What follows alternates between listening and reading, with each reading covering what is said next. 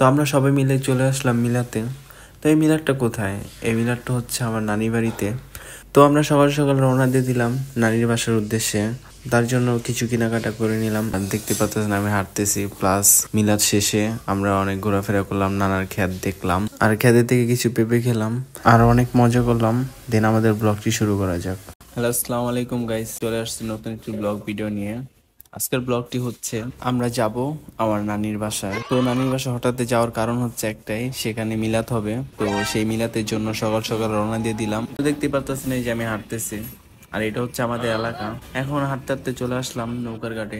দেন নৌকায় উঠে চলে যাব আমরা নদীর ওই পার। ওইখানে নদীর ওই পারে আমিন বাজার। দেন আমিন বাজার থেকে গাড়ি তুলবো। তার আগে একটু নিজের একটু ভিডিও করে নিলাম। আর আপনারা অবশ্যই জানেন যে এত রোদের ভিতরে ছাতা কেন, এটাই সমস্যা, কারণ প্রচুর পরিমাণ রোদ, আর এই রোদ যেখানে পড়ে সেটাই জ্বলে যায়। তো এর কারণে মূলত ছাতাটা নেওয়া। তো চলে আসলাম আমিন বাজারে। এখান থেকে টুকটাক কিছু কেনাকাটা করে নিলাম। তো হাঁটতেছি রাস্তা দিয়ে, এখনই গাড়িতে উঠে পড়বো। তো গাড়িতে উঠে পড়লাম, উঠে পড়ার পর এখন আমরা চলে যাব কোথায়?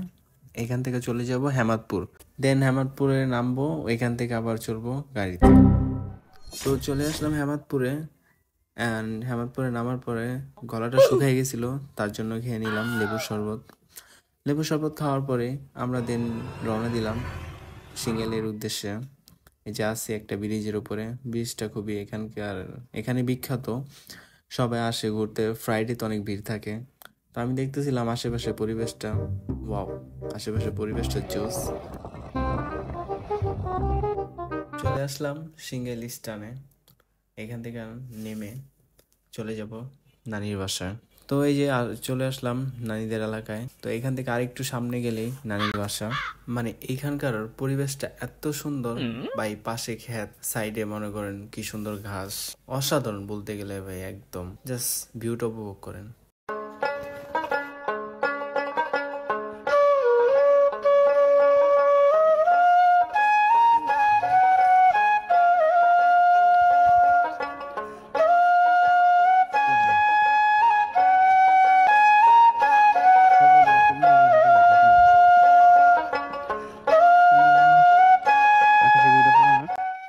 তো বাসায় আসার পরে অলরেডি মিলাদ শুরু হয়ে গেছে।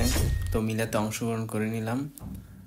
তো মিলাদটা শেষ হলে দেন আমরা ঘুরতে বেরোবো বাহিরে।